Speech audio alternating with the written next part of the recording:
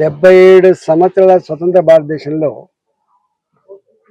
ఇవాళ యావత్ ప్రజానికం ఆ సేతు హిమచలం అన్నట్టుగా మోడీ గారిని విశ్వసించని, మోడీ గారిని ప్రేమించని మనిషి ఉన్నాడు ఇలా దేశంలో. మోడీ గారు అనేక సందర్భాల్లో పేదరికం చవిచూసిన వాడిని, పేదల జీవితాన్ని చదువుకున్న వాడిని. నాకు పిహెచ్డీ లేకపోవచ్చు కానీ ప్రజల కష్టాలు, ప్రజల కన్నీళ్లు, ప్రజల దుఃఖం, ప్రజల బాధ చదువుకున్నటువంటి డాక్టరేట్ నేను.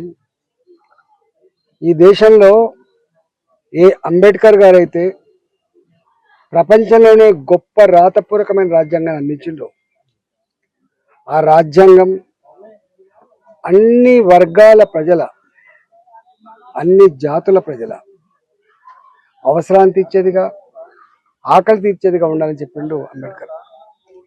ఇవాళ ఆయన రాసిన రాతకు ఇవాళ మోడీ గారు అనుసరిస్తున్నటువంటి పద్ధతికి సరిగ్గా సరిపోతుంది.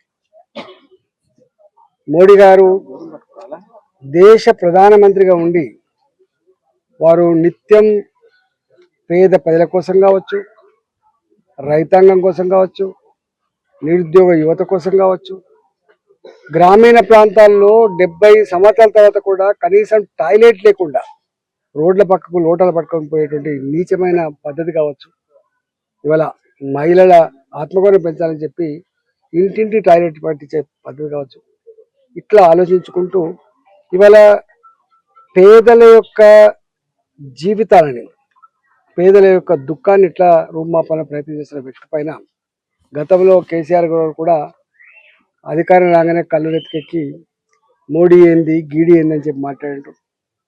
మోడీ ఏం ముఖం పెట్టుకొని తెలంగాణకు వస్తారని చెప్పి మాట్లాడిండు.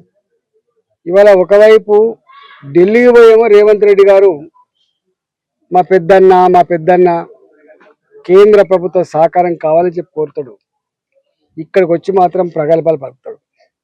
ఇవాళ మోడీ గారిని పట్టుకొని, అంత పెద్ద మనిషిని పట్టుకొని మోడీ గారు బీసీ కాదు, మోడీ గారు టెక్నికల్గా బీసీ అయిండు, అందుకని ఆయన బీసీ కాదు కాబట్టి బీసీలను ద్వేషిస్తాడు ఆయన అనేటువంటి నీచమైన మాటలు. సరే ఏం కాలం నీకు, పోయే కాలం అయింది ఏమన్నా అంటే గంత పెద్ద మహనీయుడు ఇవాళ ఆయన ఒక బీసీలకో, ఒక ఎస్సీలకో, ఒక ఎస్టీలకో, ఒక ఓసీలకు సంబంధించిన వ్యక్తి కాదు. భారత జాతి ఆత్మగౌరవాన్ని ప్రపంచ చిత్రపటం మీద ఆవిష్కరిస్తున్నటువంటి మహనీయుడు మోడీ గారు. నిన్ననే చూసినాం, నిన్న ఇవాళ అమెరికాలో అమెరికన్ ప్రెసిడెంట్ తానే స్వయంగా కుర్చీ లాగి కూర్చోబెట్టి సంతకం పెట్టిన తర్వాత మళ్ళీ కుర్చీ చేసిన గౌరవం ఇలా దక్కించుకున్న దేశం మన దేశము.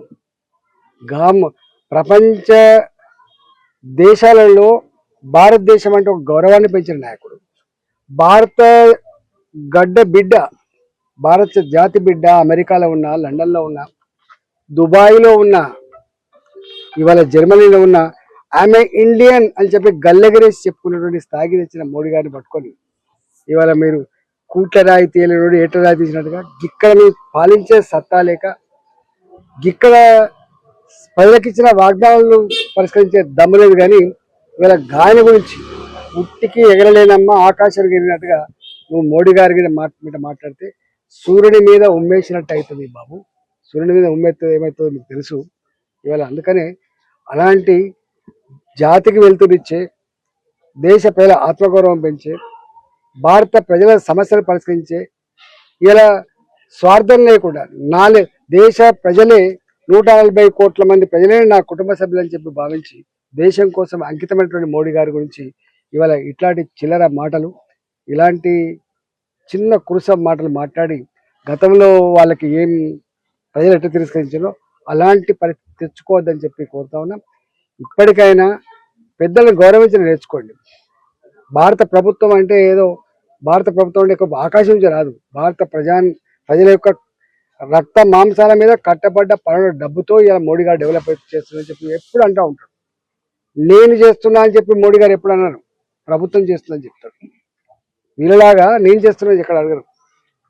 అధికారం వస్తే నేను సేవకునని చెప్పినోడు మోడీ గారు.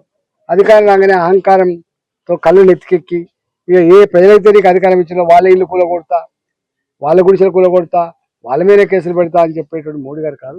అందుకని మోడీ గారితో గోక్కోవడం అంటే ధర్మంతో గోక్కున్నట్టు, మోడీ గారితో గోక్కోవడం అంటే పేద పేద బతుకులతో గోక్కున్నట్టు. ఆ విషయం మర్చిపోద్దని చెప్పి రేవంత్ రెడ్డి మీరు సూచన చేస్తా ఉన్నాం. చేసుకో పట్టుగా ఆ క్షణానికి నలుగురు సపోర్ట్ కొట్టడానికి కోసమే మాట్లాడడం అయితే ఆ సపోర్ట్ కొడతారు, కానీ తర్వాత దాని పర్యవసానం ఏందో గత ప్రభుత్వానికి అర్థమైంది, నీకు కూడా అర్థమైందని చెప్పి హెచ్చరిస్తున్నాను.